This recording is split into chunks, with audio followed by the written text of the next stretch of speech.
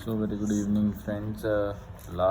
Second वाला हम topic cover करने जा रहे हैं, जहाँ पे हम देखेंगे स्कोप क्या है, डेफिनेशन क्या है IHRM की, और हम एक्सपेट्रिएट वाला जो कंसेप्ट है उसको समझेंगे क्या चीज़ है। तो सबसे पहले बात करते हैं IHRM की। तो IHRM क्या है, देखो इंटरनेशनल ह्यूमन रिसोर्स मैनेजमेंट है, जैसे मैंने लास्ट लेक्चर में भी आपको बताया था। तो बहुत सारी जगह पे ऐसा बोला जाता है कि MNCs जो हैं बहुत ही इम्पोर्टेंट हैं। क्यों इम्पोर्टेंट है? क्योंकि उनके पास जो है वो कैपेसिटी होती है कि वो कुछ ऑपरेशंस को जो है एक्सपर्टाइज्ड वे में इम्प्लीमेंट कर सके किसी एक या एक से ज़्यादा कंट्री के अंदर। तो इसलिए जो है MNCs जो हैं वो ज़्यादा सिग्निफिकेंट है, ज़्यादा इम्पोर्टेंट है, क्योंकि वो ईज़िली इन सब चीज़ों को मैनेज कर पाती हैं। तो एक वे क्या है इसको ऑपरेशंस को मैनेज करने का, कि आप एम्प्लॉयमेंट प्रैक्टिसेस को अक्रॉस बॉर्डर चलाओ। मतलब एम्प्लॉयमेंट प्रैक्टिसेस मतलब जो भी आप हायरिंग कर रहे हो या जो भी आपके एम्प्लॉयज़ हैं उनकी ट्रांसफ़र कर रहे हो, तो उनको आने जाने का अक्रॉस द बॉर्डर, मतलब अपनी कंट्री से बाहर जाने का, सीखने का वहाँ पे मौका दो, वहाँ वालों को यहाँ पे भेजो। तो ये प्रैक्टिस जो है MNC जनरली फॉलो करती है। तो करने के कारण ही ये जो है एक सक्सेसफुल माना गया है। ऊपर से एक्सपैट्रिएट जो है वर्ड, उसका मीनिंग क्या है? इसका मतलब है कि जब हमारी कंपनी का बंदा कोई दूसरी कंट्री में जाके जॉब करता है, ठीक है, तो हमारी कंट्री का बंदा हमारी कंट्री में हमारी कंपनी का बंदा किसी दूसरी कंट्री में जाके जब जॉब करेगा तो उसको एक्सपेट्रिएट हम बोलेंगे, ठीक है। तो इंडियन बिजनेस हाउसेस जितने भी हैं आपके, they are spreading all over the world, ठीक है। हर जगह पे बिज़नेस उनका फैल रहा है, आपके इंडियंस का। चाहे आप देखो तो यहाँ से भी बहुत सारे पंजाब से लोग हैं जिन्होंने अपना वेल एस्टेब्लिश किया हुआ है बिज़नेस बाहर वाली कंट्रीज़ के अंदर, और उनकी चेन यहाँ पे भी है, राइट। तो ये चीज़ जो है ये कैसे पॉसिबल हो रही है? This is only because of the international human resource management, जो इस चीज़ का टेक केयर करती है कि कैसे जो कंपनी है उसको मैनेज करना है अक्रॉस द वर्ल्ड। अब जितनी भी एक्टिविटीज़ हैं आपकी नॉर्मल HRM मतलब जो आपका डोमेस्टिक HRM है, उसकी जितनी भी आपकी रिस्पॉन्सिबिलिटीज़ हैं, है ना, तो वो कौन कौन सी हैं? जैसे ह्यूमन रिसोर्सेज को प्लान करना कि कौन से बंदे मेरे किस किस जगह पे कौन सा बंदा मेरे को लगाना है, ठीक है। और उसको लगाने के लिए, उन ह्यूमन रिसोर्स की प्लानिंग के लिए मुझे स्टाफिंग करनी पड़ेगी। रिक्रूटमेंट, स्टाफिंग में क्या आएगा? रिक्रूटमेंट करना, सिलेक्शन करना, प्लेसमेंट करना। तो हम इसके डिफरेंस को भी हम सेकंड चैप्टर में पढ़ेंगे कि रिक्रूटमेंट और सिलेक्शन के अंदर डिफरेंस क्या है एग्जैक्ट, ठीक है। तो HRM की अगर हम एक्टिविटीज़ की बात करें तो ह्यूमन रिसोर्स प्लानिंग होता है, स्टाफिंग होता है, परफॉर्मेंस को मैनेज करना होता है कि कैसे परफॉर्मेंस चल रही है मेरी कंपनी की, टैलेंट को मैनेज करना कि किसका टैलेंट किस चीज़ में है उसको उसी जगह पे डिप्यूट करना, नॉलेज को मैनेज करना, नॉलेज शेयरिंग करनी, ट्रेनिंग करनी अपने एम्प्लॉयज़ की, training and development, job analysis करनी, ठीक है, कंपनसेशन करनी, बेनिफिट्स देने, सैलरी, रिम्यूनरेशन क्या होता है? रिम्यूनरेशन होता है सैलरी आपकी, और कुछ बेनिफिट्स, बोनसेस देना, इंडस्ट्रियल रिलेशंस बनाने। ये सारी एक्टिविटीज़ कौन मैनेज करता है? आपका ह्यूमन रिसोर्स मैनेजमेंट, ठीक है। बट कौन सी ऐसी अलग चीज़ हैं जो ह्यूमन रिसोर्स मैनेजमेंट और IHRM को अलग करती हैं? तो IHRM में कौन सी अलग चीज़ें हैं? सबसे पहली चीज़ है कि ये थोड़ा सा ब्रॉड HR एक्टिविटीज़ होती है। ब्रॉड मतलब ज़्यादा स्प्रेड की गई। एक तो होता है हम लोग नॉर्मली हम HRM को फॉलो कर रहे हैं, एक तो होता है हम HRM को फॉलो कर रहे हैं। तो इस केस में हम क्या करेंगे? थोड़ा सा ज़्यादा काम करेंगे, प्रोक्योरमेंट, एलोकेशन और यूटिलाइजेशन ऑफ रिसोर्सेज को ज़्यादा बेटर वे से करेंगे और ज़्यादा एक्सपेंडेड वे में करेंगे, ठीक है। सेकेंडली हमारा जो नेशनल और कंट्री कैटेगरी होती है वो कुछ अलग अलग IHRM एक्टिविटीज़ में होती है, जैसे कि होस्ट कंट्री, जहाँ पे सब्सिडरी जो है वो लोकेटेड है। सब्सिडरी क्या होती है? जो मेन कंपनी की ब्रांच होती है, ठीक है। तो होस्ट कंट्री कौन सा होगा, जहाँ पे सब्सिडरी होगी, जहाँ पे ब्रांचेस होंगी। जैसे अगर मेन ब्रांच लेट से मैकडोनल्ड्स की मेन ब्रांच यूएसए में है, तो उसकी सब्सिडरी इंडिया में भी है, मतलब उसकी ब्रांचेस यहाँ पे भी है, ठीक है। तो होम कंट्री और पेरेंट कंट्री जहाँ पे हेडक्वार्टर है, ठीक है। जैसे यूनाइटेड नेशन ऑर्गेनाइजेशन है ना, उसका है मेन हेडक्वार्टर कहाँ पे है, यूएस में, ठीक है। तो ऐसे वो कौन सा हो गया मेरा, होम कंट्री या पेरेंट कंट्री। थर्ड कंट्रीज कौन से होते हैं मेरे, जहाँ से मैं that may be a source of labour, finance and other input, जहाँ पे मेरी लेबर, फाइनेंस या और कुछ इनपुट्स आ रही हैं, वो हो गया मेरा थर्ड कंट्री। तो इसी वजह से हमने जो 3 कैटेगरीज बनाई हैं वो कौन कौन सी हैं। एक तो होस्ट कंट्री नेशन है, ठीक है। होस्ट कंट्री कौन सा हुआ मेरा, होस्ट कंट्री हुआ जहाँ पे सब्सिडरी है। पेरेंट कंट्री कहाँ पे हुआ, जहाँ से मैंने शुरू किया, जहाँ पे हेड क्वार्टर है मेरा। थर्ड कंट्री कौन से हो गए मेरे, थर्ड कंट्री हो गए जो मेरे मतलब जहाँ से मैं रिसोर्सेज को लेके आ रहा हूँ या फाइनेंसेस को अरेंज कर रहा हूँ, ठीक है। तो वो मेरे क्या हो गए, थर्ड कंट्री नेशंस, ठीक है। तो ये 3 तरह के हमने नेशंस देखे। अब दोनों में डिफरेंस देखते हैं कि जो डोमेस्टिक और इंटरनेशनल HRM है उनमें क्या डिफरेंस है। तो सबसे पहले हम बात करेंगे as indicated by Morgan earlier, जो मेन डिफरेंस होता है IHRM का, वो क्या होता है, जो कॉम्प्लेक्सिटीज़ होती हैं ऑपरेशन की, ठीक है, अलग अलग कंट्री में जैसे जैसे ऑपरेट कर रही है मेरी कंपनीज, तो उनको जो है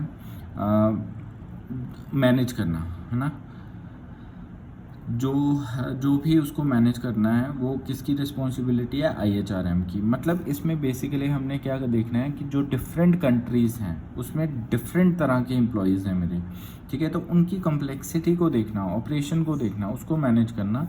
तो ये चीज़ जो है मॉर्गन ने बताई थी कि वो IHRM का पार्ट है, ठीक है। और इसमें आता है दो on the face of it HRM activity. हाँ, इसमें देखो जो HRM एक्टिविटीज़ है वो तो सेम ही रहेगी ना, लेकिन IHRM जैसे कि मैंने पहले बताया कि उसमें क्या होगा, थोड़ा सा एक्सपेंडेड हो जाएगा आपका, चीज़ें थोड़ी सी एक्सपैंड हो जाएंगी। उसमें होस्ट कंट्री आ जाएंगे, देन पेरेंट कंट्री आ जाएंगे, देन हमारे थर्ड कंट्रीज आ जाएंगे, तो इससे थोड़ा सा कॉम्प्लेक्सिटी बढ़ जाती है। तो HRM का नेक्स्ट एक्सटेंशन क्या है आपका, IHRM। अब कौन कौन से ऐसे कॉम्प्लेक्स फैक्टर्स हैं, IHRM के अंदर। तो सबसे पहले ज़्यादा HR एक्टिविटीज़ होती हैं, उसमें नॉर्मल होती हैं, इसमें ज़्यादा होती हैं। देन इसका प्रोस्पेक्टिव जो होता है, जो इसका प्रोस्पेक्टिव है वो थोड़ा सा ज़्यादा होगा, ज़्यादा इन्वॉल्वमेंट होगी एम्प्लॉयज़ की पर्सनल लाइफ के अंदर, ठीक है।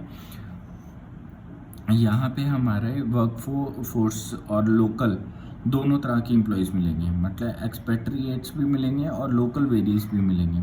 रिस्क एक्सपोजर जो होगा वो ज़्यादा होगा, ब्रॉडर एक्सटर्नल इन्फ्लुएंसेस होंगी। तो एक एक करके इन एक्टिविटीज़ को देखते हैं। सबसे पहले देखते हैं मोर HR एक्टिविटीज़ को। देखो, इंटरनेशनल इन्वायरमेंट में काम करने के लिए हमारा जो HR डिपार्टमेंट है उसको बहुत सारे इंटरनेशनल चीज़ों को देखना पड़ता है। मतलब HR क्या है, ह्यूमन रिसोर्सेज को मैनेज करना। तो उसको इंटरनेशनल लेवल के ऊपर टैक्सेशन, ठीक है, इंटरनेशनल रीलोकेशन कैसे करना है, मतलब एम्प्लॉय को टैक्सेशन, जो एम्प्लॉयज़ के साथ जो भी ये टैक्स भरेगा एम्प्लॉय, तो उसके टैक्सेस के बारे में, है ना, उसको टैक्सेस के बारे में बताना, या है ना उसकी हेल्प करना। देन उसको रीलोकेट करने में हेल्प करना। इंडिया से US जाना है तो रीलोकेशन में सारा कुछ देखना, वीज़ा देखना, उसका सब कुछ देखना, है ना। तो ये सारी चीज़ें एडमिनिस्ट्रेटिव सर्विसेज रहती हैं, जो भी एक्सपेट्रिएट्स होते हैं उनके एडमिनिस्ट्रेटिव सर्विसेज, ओरिएंटेशन करवानी, वहाँ पे इंट्रोडक्शन करवानी, ठीक है। ये सारा जो है उसका टेक केयर करना, ये इंटरनेशनल HR का काम होता है। इसके अलावा होस्ट गवर्नमेंट के साथ रिलेशन करने अच्छे, है ना, लैंग्वेज को ट्रांसलेट करना, हो सकता है जिस जहाँ पे आप जा रहे हो उसकी लैंग्वेज जो है कुछ और है, तो उसके बारे में देखना। अगर एम्प्लॉई मेरा यहाँ से जा रहा है, उसको इंडिया के टैक्स भी भरने पड़ रहे हैं, बाहर के टैक्स भी भरने पड़ रहे हैं, तो उसको भी टेक केयर करना किसकी रिस्पॉन्सिबिलिटी है? एचआर की। क्योंकि अगर ऐसा नहीं करेगा तो बहुत सारी प्रॉब्लम आ जाएगी, उसको सैलरी में, सैलरी स्ट्रक्चर उसका इफेक्ट होगा। तो ये सारी चीज़ें जो हैं वो एचआर की रिस्पॉन्सिबिलिटी बनती है इन केस ऑफ आईएचआरएम। अभी आईएचआरएम की बात हो रही है क्योंकि थोड़ा सा ब्रॉड टर्म है, तो इसमें चीज़ें जो हैं ज़्यादा वे से कॉम्प्लेक्स हो जाती हैं। ठीक है, तो उसके बाद आता है हमारा इंटरनेशनल रीलोकेशन एंड ओरिएंटेशन। जैसे मैंने आपको बताया कि जब एम्प्लॉय को वहाँ पे भेजा जाता है, बाहर भेजा जाता है कंपनी के द्वारा, तो वहाँ पे ट्रांसफ़र ऑफ एम्प्लॉय को टेक केयर करना, उसके एक्सपेंसेस को देखना, उसकी जो पासपोर्ट रिक्वायरमेंट्स है उसको देखना, उसकी फैमिली को देखना, फैमिली की पासपोर्ट रिक्वायरमेंट्स देखना, ओवरसीज़ में सब कुछ ऐसा, ओवरसीज सैलरी को देखना। ठीक है, देन उसको बाहर हो सकता है किसी चीज़ की कोई ट्रेनिंग चाहिए, उसके साथ कोप अप करना, न्यू एनवायरनमेंट है बंदे के लिए उसको देखना, कल्चर उसका सीखना।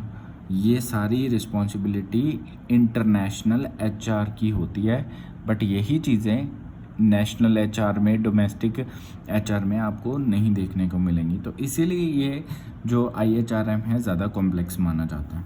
देन आता है administrative services for expatriate. Administrative services में हम लिख सकते हैं कि जैसे कुछ कंट्रीज़ ऐसे हैं जो सेकुलर हैं, सेकुलर मतलब रिलीजियस हैं, और कुछ ऐसे हैं जो नॉन सेकुलर हैं, जो नॉन रिलीजियस हैं।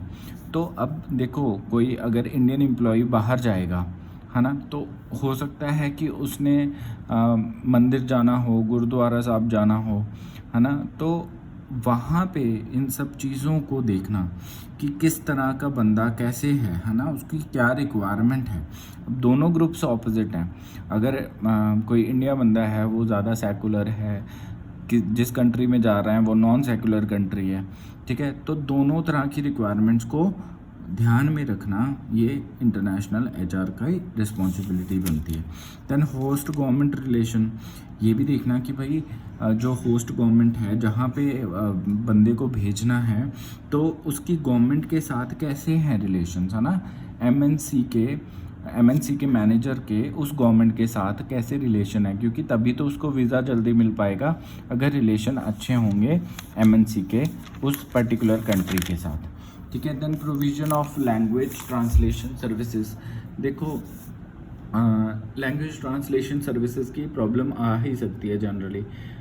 तो जैसे कि हम फॉरेन नेशन डिमांड्स हैं उसकी, जैसे है ना कि फ़ॉरेन चाहता है, फॉरेन कंट्रीज़ ऐसे चाहते हैं कि जो डॉक्यूमेंटेशन है वो ऑफिशियल लैंग्वेज में होनी चाहिए। तो इस चीज़ की रिस्पॉन्सिबिलिटी भी किसकी है? इंटरनेशनल एचआर मैनेजर की रहेगी। ठीक है, देन आता है the need for broader perspective. Broader perspective मतलब कोई भी रिलीजन नहीं होना चाहिए, रीजनलिज्म नहीं होना चाहिए कि मतलब ये बंदा इस पुअर कंट्री से बिलोंग करता है, इसको हेट करो, ऐसा नहीं होना चाहिए। नेशनलिज्म नहीं होना चाहिए। तो ऐसी कोई भी क्वालिटी जो है एचआर मैनेजर के अंदर नहीं होनी चाहिए कि वो ये सोच रहा है कि ये इस रिलीजन से है तो उसको मैं इस तरह से बिहेव करूँगा। तो ऐसी जो चीज़ें हैं एक अच्छे इंटरनेशनल एचआर मैनेजर के अंदर बिल्कुल भी नहीं होनी चाहिए। उसके लिए a person should be a person, right. Then उसके बाद more involvement in employees personal life. देखो, इसमें क्योंकि जो है आपके फॉरेन ऑपरेशंस इन्वॉल्व होते हैं, है ना, तो उसको ये चीज़ का ध्यान रखना पड़ेगा एचआर डिपार्टमेंट को कि एम्प्लॉयज़ की फैमिली जो है उसको कैसे इंटरनेशनल लेवल पे उसको वीज़ा दिलवाना है, कैसे उसको सपोर्ट करनी है। तो पर्सनल सपोर्ट भी जो है वो देनी पड़ेगी। ठीक है, तो ये सारी जो उसकी बच्चों की आगे रिस्पॉन्सिबिलिटी है, उसके स्कूल की रिस्पॉन्सिबिलिटी है ना, वो सारा जो है वो इंटरनेशनल एचआर को जो है वो टेक केयर करना पड़ेगा। देन उसके बाद आता है change in emphasis as the workforce mix of parent country nation and host country varies. Country nation varies. अब इसमें क्या हम लिख सकते हैं, change in emphasis as the workforce mix of parent country nation and host country nation varies. इसमें हम लिख सकते हैं कि जैसे कि फॉरेन ऑपरेशंस जो हैं वो इन्वॉल्व होते हैं इस पूरे प्रोसेस के अंदर, तो ये बेटर है कि विड्रॉ कर दिया जाए आपका पेरेंट कंट्री नेशन और आपका जो थर्ड कंट्री नेशंस हैं, ठीक है, उनको विड्रॉ कर दिया जाए, और जो आपका होस्ट कंट्री नेशन है उनको हैंडल कर देनी चाहिए सारी रिस्पॉन्सिबिलिटी बिज़नेस की, ताकि वो जो है सारे बिज़नेस को वेल हैंडल कर सकें अपने आप ही, खुद ही, ठीक है।